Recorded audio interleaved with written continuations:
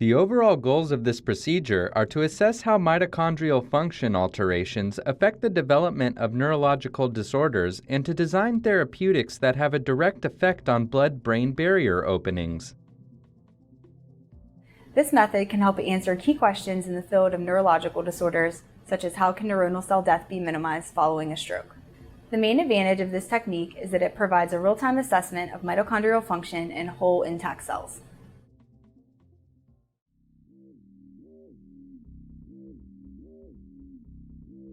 After growing the cerebral vascular endothelial cells in complete medium in a T75 cm squared tissue culture flask at 37 degrees Celsius and 5% carbon dioxide to 80% confluency, discard the cell culture medium and rinse the cells with trypsin EDTA.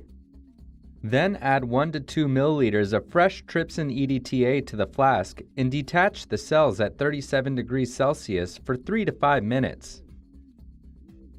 After confirming the cells have lifted under an inverted microscope, stop the reaction with gentle addition of 10 milliliters of fresh complete cell medium and transfer the cells to a 15 milliliter conical tube for centrifugation.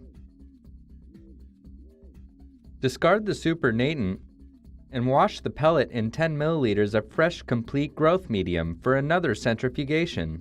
Then resuspend the pellet in complete growth medium at a 2 × 10 to the 5th cells per milliliter concentration for subculture.